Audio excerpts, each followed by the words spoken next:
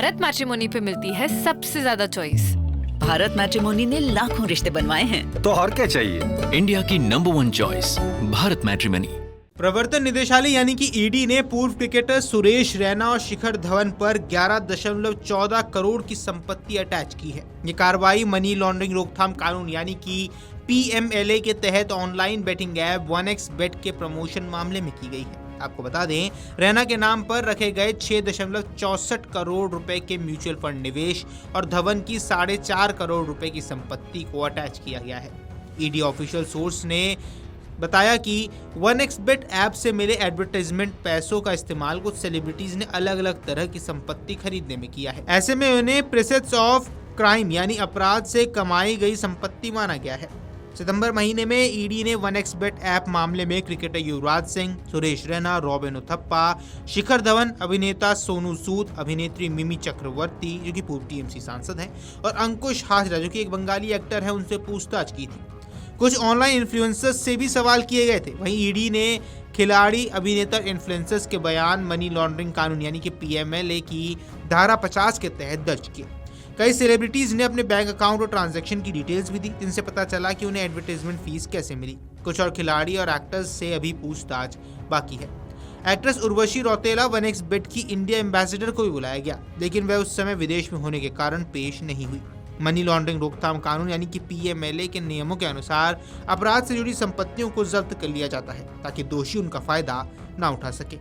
आदेश जारी होने के बाद इसे PMLA के तहत कानून में बनाए गए एडजुकेटिंग अथॉरिटी को भेज दिया जाएगा और कोर्ट से मंजूरी मिलते ही चार्जशीट दाखिल की जाएगी। ये जांच अवैध बेटिंग ऐप से जुड़ी है। कंपनी पर आरोप है कि उसने लोगों और निवेशकों से करोड़ों रुपए की ठगी की या बड़े पैमाने पर टैक्स की चोरी की है। कंपनी का दावा है कि 1xBet एक वैश्विक स्तर पर मान्यता प्राप्त बुकी है जो पिछले 18 साल से बेटिंग इंडस्ट्री में है। इसके ग्राहक हजारों खेल आयोजकों पर दाम लगा सकते हैं। कंपनी की वेबसाइट और ऐप 70 भाषाओं में उपलब्ध है। 1xBet chance based games app है। फैंटेसी स्पोर्ट जैसे ड्रीम 11, रमी, पोकर वगैरह सब ऑनलाइन बेटिंग ऐप बैन हो गए हैं। ये फैसला भारत सरकार के हाल ही में पास किए गए ऑनलाइन गेमिंग बिल 2025 के बाद लिया गया और इस बिल के तहत ऑनलाइन बेटिंग ऐप पर पूरी तरह से पाबंदी लगाई गई है। आपको बता दें, 2017 में सुप्रीम कोर्ट ने ड्रीम 11 जैसे फैंटेसी खेलों को स्किल्स का खेल बताया था। हालांकि बेटिंग ऐप कभी भी भारत में लीगल नहीं थी।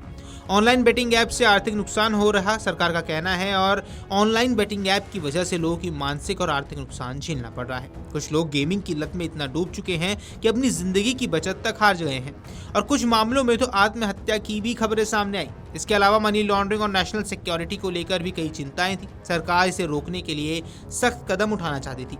मंत्री अश्विनी वैष्णव ने संसद के मॉनसून सत्र में कहा था कि ऑनलाइन मनी गेम्स में समाज में एक बड़ी समस्या पैदा हो रही है। इनसे नशा बढ़ रहा है, परिवारों की बचत खत्म हो रही है। अनुमान है कि करीब 45 करोड़ लोग इससे प्रभावित है और मिडिल क्लास परिवारों को 20,000 करोड़ रुपए का इससे नुकसान अब तक हो चुका है। उन्होंने ये भी बताया था कि विश्व स्वास्थ्य संगठन यानी कि WHO ने इसे गेमिंग डिसऑर्डर के रूप में मान्यता दी है।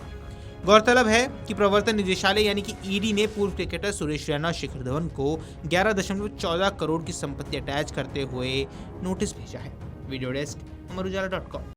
अगर आप ये वीडियो YouTube पर देख रहे हैं तो हमारे चैनल को सब्सक्राइब कर बेल आइकन दबाएं और Facebook पर देख रहे हैं तो हमारे पेज को लाइक करें।